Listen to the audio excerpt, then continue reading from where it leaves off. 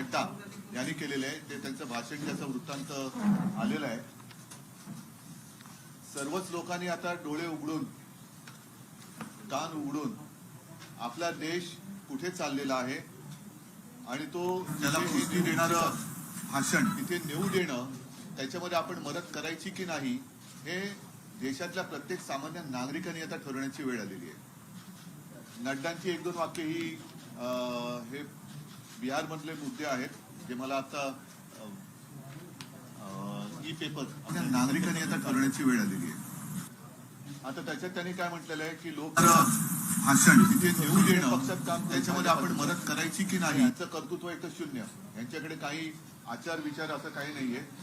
भाजप सोबत लढणारी किंवा लढणारा आज कुठलाच राष्ट्रीय स्तरावरील पक्ष नाही, कुठलाच विचार की दुसरं महायुद्ध जेव्हा पेटलेलं होतं त्यावेळेला हिटलर जोरात होता आणि एक काळ असा आला होता की हिटलर आता जिंकणार। हिटलर रोज कुठे ना कुठेतरी बॉम्ब टाकायचा आणि त्यावेळेला मात्र डेव्हिड लो नावाचे एक व्यंगचित्रकार ब्रिटनमध्ये होते, मूळचे ते न्यूझीलंडचे। डेव्हिड लो एक व्यंगचित्र काढायचे आणि हिटलर नामोहरम व्हायचा, म्हणजे हिटलरची तळपायची आग मस्तकात जायची। आणि असं म्हणतात की हिटलरनी त्यांच्या सैनिकांना सांगितलं होतं की हा माणूस आहे तरी कोण, याला घेऊन या, जिंदा या मुर्दा असं जे आपण म्हणतो ना तसं त्याला घेऊन या। तशी परिस्थिती आज आपल्या देशात व्हायला लागलेली आहे की विरोधात जर का कोण बोललं तर त्याला वाटेल ते करून अडकवायचंच आणि तो बऱ्या बोलाने म्हणजे दमदाटी आणि लोभ दाखवून जर का शरण आला नाही तर त्याला अडकवून टाकायचं। ठीक आहे, न्यायदेवतेवरती आमचा विश्वास आहेच, कारण शेवटी 4 स्तंभ आपण आपल्या लोकशाहीचे मानतो आणि या स्तंभांपैकी बाकीचे स्तंभ त्याच्यात एक तुमचा सुद्धा आला आणि तुमच्याच पैकी एक आज त्याला अटक झालेली आहे। ही अटक आणि सगळ्या गोष्टी बघितल्यानंतर मला तर जसं नितीन गडकरी म्हणाले तसं आता वाटायला लागलेलं आहे राजकारण सोडण्याचा मुद्दा नाहीये, पण राजकारण आता घृणास्पद व्हायला लागलेलं आहे, घृणा वाटायला लागलेली आहे या राजकारण्यांची। एक दिलदारपणा पाहिजे। तुम्हाला इतर पक्ष संपवायची जर का हौस असेल तर तुम्ही जनतेसमोर जा, जसे तुमचे काही विचार इतरांना विचार नाहीये तर तुमचं काम सोपं असायला पाहिजे। तुम्ही तुमचे विचार मांडा, ज्यांच्याकडे विचार असतील किंवा नसतील ते त्यांचे मुद्दे मांडतील आणि जो काही निर्णय आहे तो जनतेला घेता येईल, जे आजपर्यंत करत आले। अगदी काँग्रेस सुद्धा 60-65 वर्ष काँग्रेसने राज्य केलं। आज काँग्रेसची परिस्थिती बघितल्यानंतर लगेच जे कोणी सत्तेत बसलेले आहेत त्यांनी मोठमोठ्या बड्या मारण्यामध्ये काही अर्थ नाहीये। कारण हे तुम्हाला सांगतो की मला एका गोष्टीचा नक्कीच एक अभिमान आहे की मी 2.5 वर्ष मुख्यमंत्री जरूर होतो, पण त्या 2.5 वर्षाच्या काळामध्ये माझ्या डोक्यात कधी मुख्यमंत्री पदाची हवा गेली नव्हती, ती मी जाऊ दिली नव्हती आणि मला त्याचा स्पर्शही झाला नव्हता। याचं कारण शिवसेना प्रमुख जे सांगायचे की या सगळ्या ज्या गोष्टी असतात, पद असतील, सत्ता असेल, येते जाते परत येते, पण तू नेहमी लोकांशी नम्र राहा, लोकांशी नेहमी नम्र राहा। मी नम्र राहण्याचा प्रयत्न नेहमी करत आलेलो आहे। आज मात्र ज्यांच्या डोक्यात हवा गेलेली आहे त्यांनाही मी सांगू इच्छितो की निर्घुणपणाने वागू नका। दिवस आणि काळ हा सगळ्यांसाठी नेहमी चांगलाच असतो असं नाही, तो काळ बदलत असतो आणि काळ बदलल्यानंतर आपण जसे लोकांशी वागलोय तसा तो बदललेला काळ हा कदाचित जास्त निर्घुणपणाने आणि दुष्टपणाने तुमच्याशी वागू शकतो किंवा शकेल। तर ती वेळ, ती संस्कृती आपल्या हिंदुस्थानामध्ये आजपर्यंत तरी नाही आहे, ती याच्या पुढे येऊ देऊ नका। शिंदेनी असं काल म्हटलं होतं जेव्हा ते दौऱ्यात होते आता की जुन्या गोष्टी आहेत, मीही बोलू शकतो, अनेक गोष्टी जाऊ द्या, त्याच्यावरती मी काय उत्तर देणार नाही। आमच्या केदारनी त्याला उत्तर चांगलं दिलेलं आहे, केदार दिघेने उत्तर दिलेलं आहे आणि मला त्याच्याबद्दल काय बोलायचं जे विधान आहे ते फार घातक आहे आणि गंभीर आहे। ते लक्षात घेता प्रादेशिक पक्षांची एकजूट असावी यासाठी आता पुन्हा म्हणजे हा जो मुद्दा ऐरणीवर आलेला आहे एकच हा महत्वाचा मुद्दा तुम्ही मांडलात।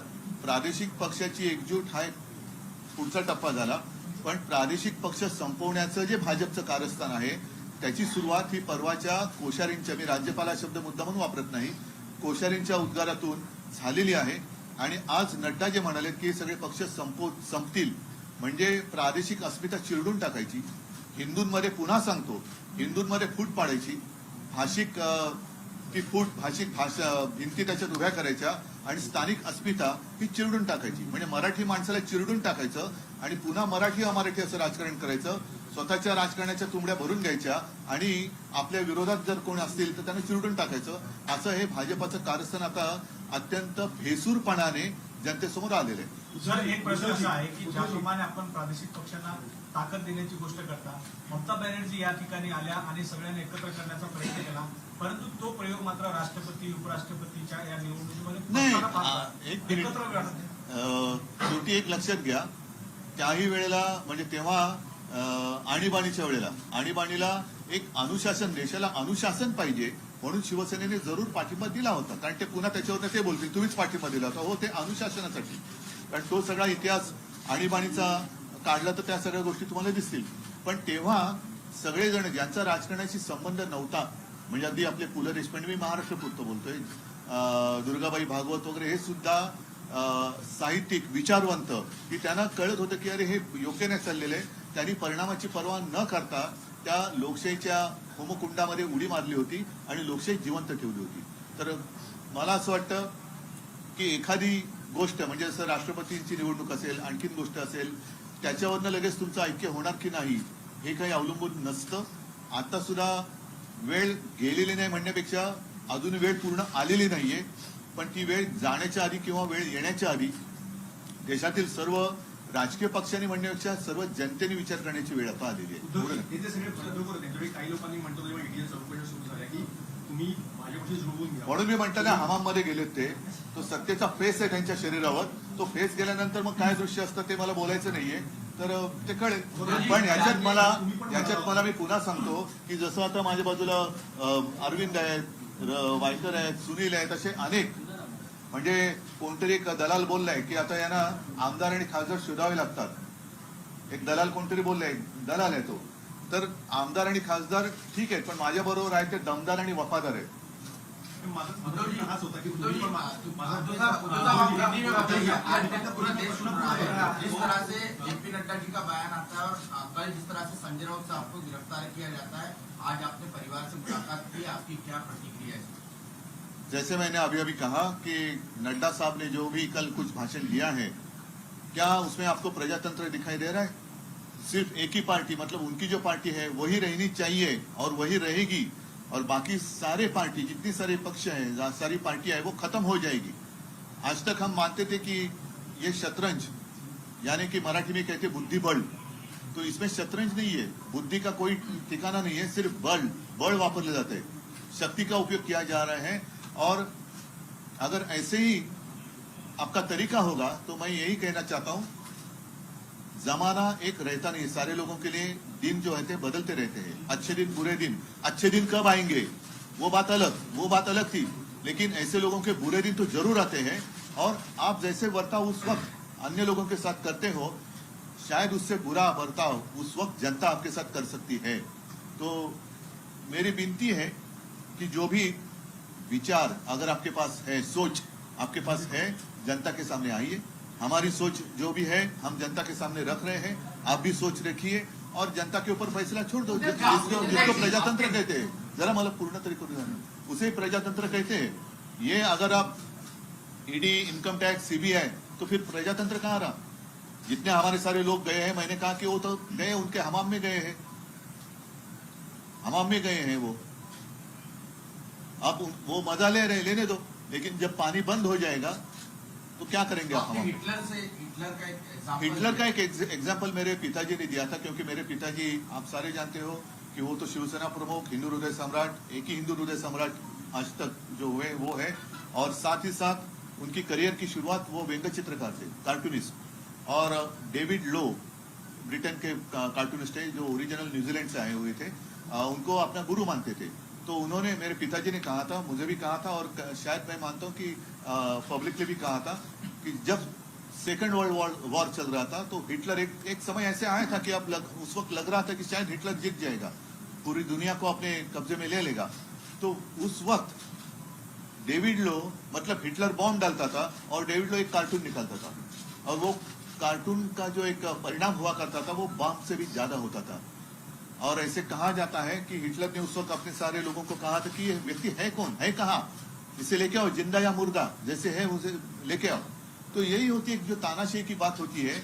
जब सारे लोग अपने गुलाम होते हैं तो कुछ दिन के लिए जब तक उनका उपयोग आपके लिए होता है तब तक वो गुलाम अच्छे लगते हैं, बाद में गुलाम जब उनका उपयोग नहीं रहता है तो वो निकलते हैं। सर, संजय राउत साहब ने कल कहा कि मैं झुकूंगा नहीं और शरण भी नहीं जाऊंगा, उनकी गिरफ्तारी हुई, उस पर आपकी टिप्पणी क्या है? क्योंकि आज आप परिवार से भी मिलकर आए। नहीं, मुझे संजय राउत पर अभिमान है और बाला साहब का असली सैनिक सिर्फ वो पिक्चर देखने के लिए ठीक है, पुष्पा झुकेगा नहीं, लेकिन ये झुका नहीं। जो झुकने वाले थे वो हमाम में चले गए और झुकने वाला कभी शिवसैनिक नहीं हो सकता। जो भी लोग कह रहे थे कि हम बाला साहब की जो भी हमारे पास एक शिक्षा थी, शिक्षा म्हणजे मराठीतली नाही, शिकवण ज्याला म्हणतो, उसके ऊपर हम हमारा आगे की दिशा तय कर रहे हैं, तो ये बाला साहब ने दिखाई नहीं दिशा नहीं है। उद्धव साहेब, एक प्रश्न असा आहे की आपण जे बोलले की तू वेळ यायची आहे विरोधकांना एकत्र घेण्याची, यायची आहे नाही, वेळ गेलेली नाही किंवा आलेली आलेली नाही। आहे। आता आपण मध्ये आहोत आणि आता हे काल नड्डांचं जे भाषण आलेलं आहे ते फार घातक आहे की सगळे पक्ष संपतील किंवा आम्ही संपवू असा त्याचा कंसातला अर्थ आहे। पण माझा प्रश्न असा आहे की भाजपचाही हिंदुत्व आहे, शिवसेनेचं आणि हिंदुत्व आता आहे। हे विषय सगळे झालेले आहेत। सर्व पक्षांना एकत्र घेऊन आपण चालणार काय? शिवांगी फ्रॉम जी न्यूज, मेरा सवाल ये है कि मौजूदा मुख्यमंत्री एकनाथ शिंदे वो ये कहते हैं कि रोज सुबह उठकर 8 बजे बजने वाला भोपू अब अंदर चला गया। मुख्यमंत्री पद पर बैठे व्यक्ति को इस तरह का वक्तव्य जो है वो एक सांसद के लिए देना चाहिए, आप क्या कहते हैं इसमें? मैं उसके ऊपर कोई टिप्पणी नाही करना चाहता वो हूँ, कोई कारण कह रहा है- कारण मुळामध्ये त्यांचं सगळं सरकारच कोर्टात चॅलेंज झालेलं हिंदी आहे। में। नहीं, पूरी सरकार जो है उसी को हमने चैलेंज किया है कोर्ट में, अदालत में। तो फिलहाल मुझे उसके ऊपर कुछ कहने की जरूरत नहीं है। बंगालमध्ये पण जी परिस्थिती पाहायला मिळते आहे, कुठेतरी तुम्ही प्रादेशिक पक्षाच्या नेत्यांशी संपर्क करताय किंवा तुम्हाला कोणी संपर्क केलाय, काही चर्चा झाली? असं आहे की ममता दीदी आहेत, केसीआर आहेत, असे काही लोक हे संपर्कात आहेत। पण जसं मी म्हटलं ना, काल आता यांचा मुखवटा पूर्ण बाजूला झालेला आहे आणि जसं मी परवा आपल्या कोश्यारींना एक धन्यवाद दिले होते की तुमच्या पोटातलं ओठावरती आलं अनावधानाने की महाराष्ट्रामध्ये मराठी माणूस किंवा मराठी अस्मिता चिरडण्याचं जे तुमचं स्वप्न आहे ते तुम्ही कदाचित अनावधानाने आमच्यासमोर आणलं। तसंच काल भारतीय जनता पक्षाचे अध्यक्ष जे आहेत त्यांच्या पोटातलं ओठावरती आलं की त्यांना या देशात आता दुसरे कोणते पक्षच नको आहेत, म्हणजे हुकुमशाही पाहिजे याचा असा त्याचा अर्थ झाला। सर, माझा आपण एक एक प्रश्न असा आहे काही ना की काही संजय राऊतांना अटक केल्यानंतर काल शरद पवारांचे अजून एकही वक्तव्य आलं नाहीये, तुम्ही पण तुम्ही बोला आता- ना। तर अशी एक चर्चा आहे की संजय राऊतांना एकटं पाडलं जात आहे का, यावर तुम्हाला काय मला या फालतू प्रश्नाला उत्तर द्यायची नाहीये, कारण मी आता संजयच्या घरी जाऊन आलो। पुन्हा एकदा सांगतो की संजय आणि आमचे कौटुंबिक चांगले संबंध आहेत। संजय माझा जुना मित्र आहे आणि म्हणूनच त्याला मी आरोग्य करतोय। तो एक कट्टर शिवसैनिक आहे आणि त्यांनी या दंडेलशाही विरुद्ध न झुकता लढू शकतो ही एक ठिणगी नक्कीच त्यांनी टाकलेली आहे। सब हम आपको क्या लगता है?